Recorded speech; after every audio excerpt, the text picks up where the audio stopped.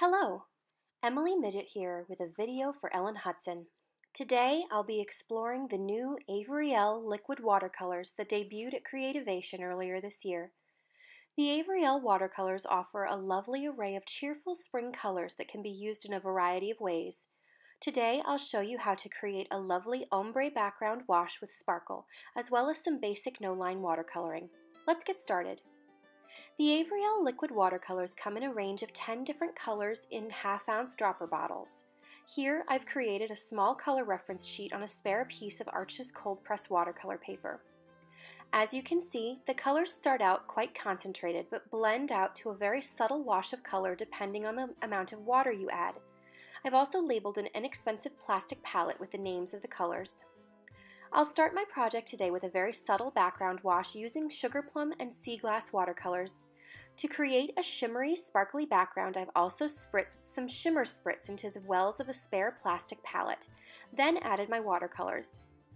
I'll be using a 1-inch silver black velvet wash brush. I've taped down a piece of Arches watercolor paper that is slightly larger than my A2 card base. Taping the watercolor paper down helps to prevent warping. You'll also notice that I keep my cutting board slightly elevated. This allows gravity to help pull the color down in a more subtle, organic way. I start with my concentrated color at the top, then clean my brush and, leaving plenty of water still on my brush, pull the color down into a nice fade. Once I have achieved this organic ombre, I flip the cutting board and repeat the process with the sea glass.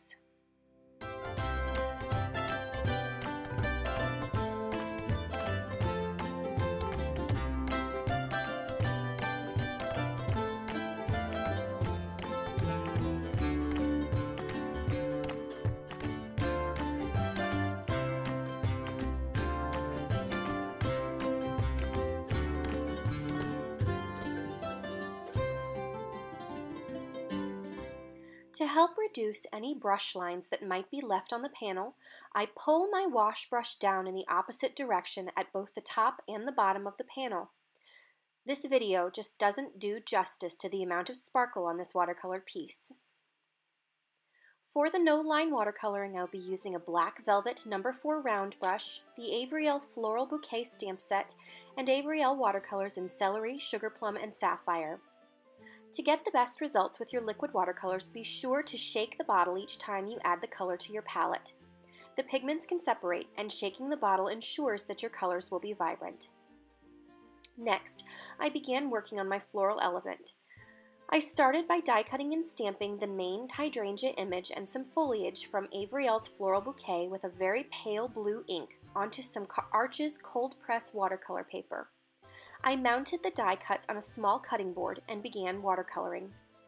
Watercoloring is all about layers, and the more layers of color you add, the more shading and depth you can add to your project. For this first layer, I am only using sugar plum. I have found that the key with no-line watercoloring is to keep your wet sections away from each other. Work in one section, in this case one petal, then move to a different area away from that wet petal. Keeping the wet sections separate helps prevent bleeding, which keeps your petal edges nice and crisp. For this particular image, I am concentrating the color towards the center of the flower, then cleaning my brush and using a clean, damp brush to pull the color down, always keeping my cutting board at an angle so as to ensure that organic fade. As I move from petal to petal, I am turning my cutting board so that I can again use gravity to help move the color.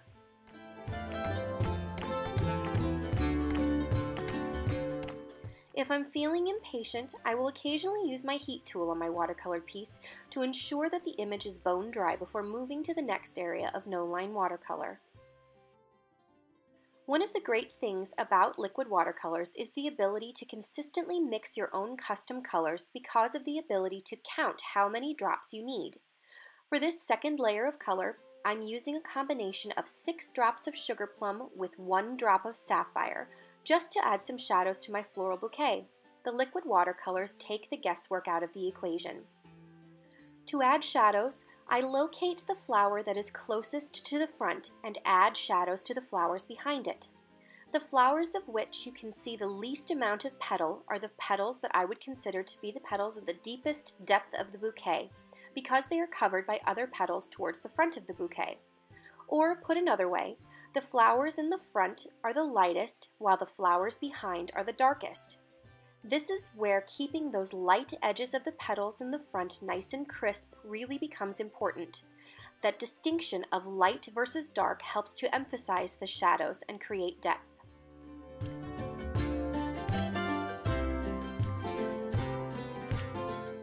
I have found that Arch's cold press watercolor paper works beautifully with the liquid watercolors, allowing the color to move and blend beautifully without worrying about harsh lines or the paper pilling.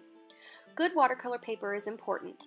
You want paper that will hold water well without completely disintegrating the fibers, but watercolor paper is a very personal choice. It depends on how much you work the colors, how much water you use to maneuver the colors, how much texture you like on your papers. I encourage you to try a few different kinds and see which one you prefer for your own watercoloring.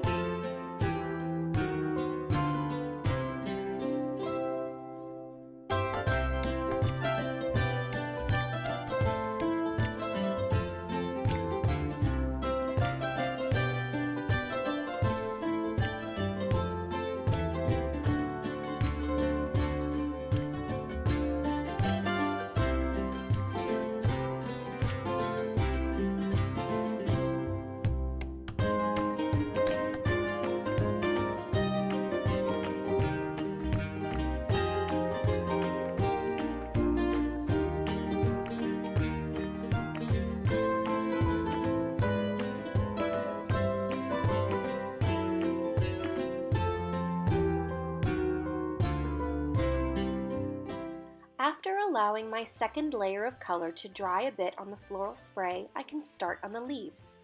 For the foliage, I have used celery, which is a bright, vibrant green. I add just a bit of color towards the center of the leaf where it meets the flowers, then pull the color out with my clean, damp paintbrush. I move section by section, allowing some dry time before working on leaves that are right next to each other. Again, those light edges are very important to keep crisp so as to help emphasize the shadows on the leaves behind another leaf. For the second layer of color on the leaves, I've mixed a touch of sapphire with some more celery on my paint palette. This tiny bit of sapphire really helps to deepen the bright green of the celery. To add the shadows, I add just a small dab of this mixture to the secondary leaves and blend it out with a damp paintbrush.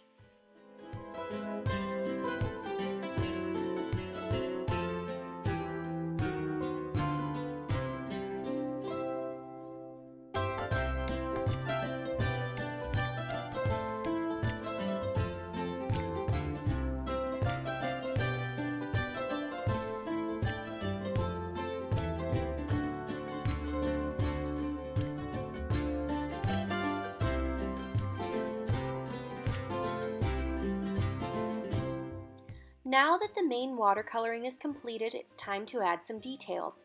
To do this, I use the same sugar plum and sapphire mixture with a number 2 round brush and gently flick some lines of paint to create veins on my flower petals. This very small paintbrush is perfect for detail work like this.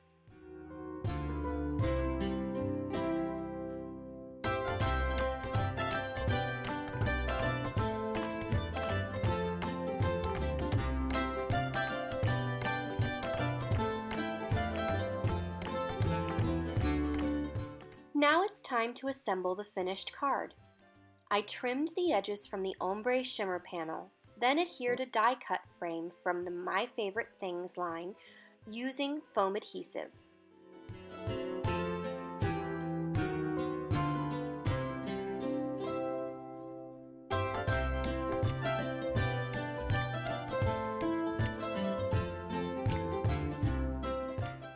After adhering my die-cut frame, I added the flower spray in the corner using foam adhesive and trimmed off the overhang, which I saved to help fill out my bouquet. I added extra leaves and the extra berries that I trimmed off the edge using liquid adhesive. Using this combination of liquid and foam adhesive helps to add depth and dimension to your floral bouquets. The thank you die cut greeting from the Essentials by Ellen line was die cut from some deep purple cardstock and added to the frame with liquid adhesive. The final touch was to add some lilac nouveau drops to add some texture. I hope you've enjoyed this look at the new Avery Elle watercolors. If the idea of pan watercolors overwhelms you, these watercolors would be a great way to start your watercoloring education. Just a few drops and you're ready to add watercoloring to your arsenal of techniques. Thanks so much for watching, and if you liked this video, please give us a thumbs up. Have a marvelous day.